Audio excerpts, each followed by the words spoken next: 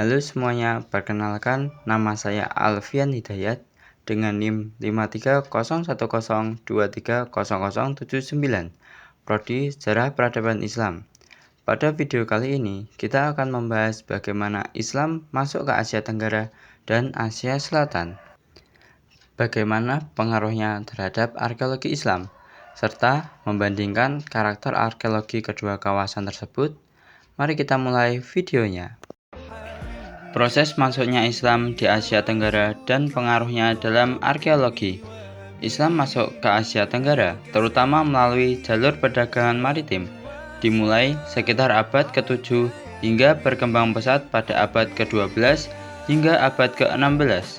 Para pedagang Arab, Persia, dan Gujarat berlabuh di pelabuhan besar seperti Aceh, Pasai, Malaka, Gresik, Tuban, dan Brunei.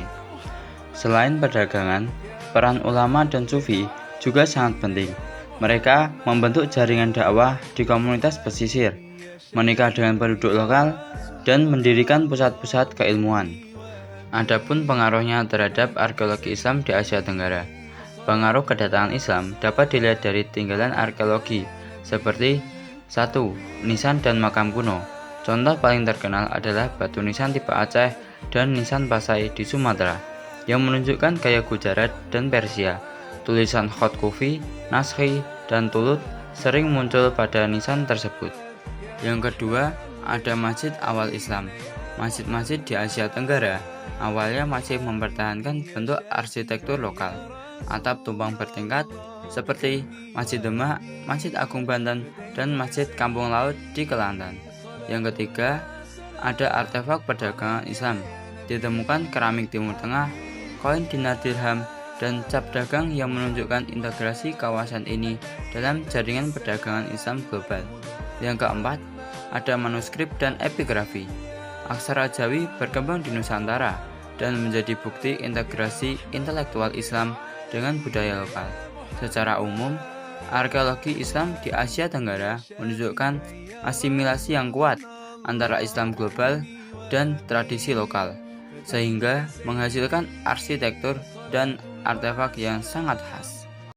Proses selanjutnya adalah proses masuknya Islam di Asia Selatan dan pengaruhnya.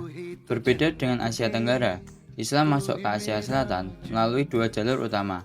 Yang pertama yaitu penaklukan militer, dimulai dari penaklukan Muhammad bin Qasim di Sid abad ke-8, kemudian berkembang kuat pada masa Kesultanan Delhi dan puncaknya pada Mughal. Yang kedua yaitu jalur penyebaran Sufi. Tokoh seperti Khawaja Muinuddin Chishti membawa Islam melalui pendekatan spiritual yang damai, membangun jaringan tarekat di daerah Asia Selatan. Adapun pengaruhnya terhadap arkeologi Islam di Asia Selatan. Arkeologi Islam di kawasan ini sangat kaya dan monumental. Pengaruh Islam terlihat pada 1. Arsitektur kerajaan Megah. Contohnya Masjid Quwat Al-Islam di Delhi, Taj Mahal, Benteng Lahore, Humayun Tomb. Yang kedua, tradisi dekoratif Mughal, menggabungkan unsur Persia, Timur Tengah, dan lokal Hindu-Buddha. Contohnya motif floral, geometris, kaligrafi, serta penggunaan marmer putih. Pengaruh yang ketiga terdapat pada perkembangan kota Islam.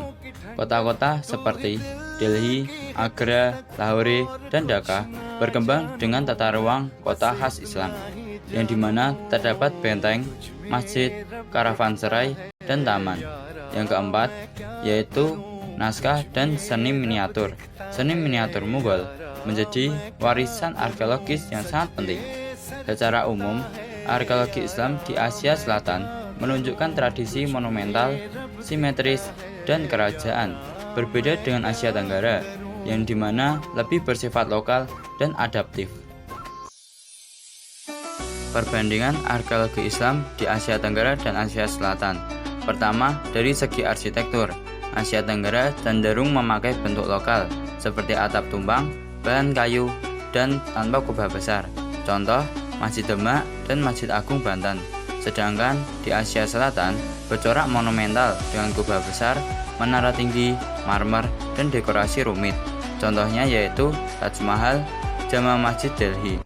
Yang kedua yaitu dari segi nisan dan makam. Asia Tenggara menggunakan batu nisan bergaya Gujarat, yang lebih sederhana dan ukiran lokal, sedangkan Asia Selatan memakai nisan marmer dengan ornamen geometris dan kaligrafi Persia. Yang ketiga, dari segi pengaruh budaya, Asia Tenggara lebih menonjolkan asimilasi lokal, sehingga bentuk Islamnya menyatu dengan tradisi Nusantara dan Melayu.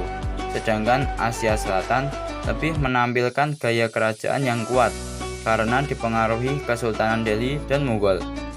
Yang keempat, dari segi manuskrip dan tulisan, di Asia Tenggara berkembang aksara Jawi, sedangkan di Asia Selatan berkembang aksara Persia atau Urdu.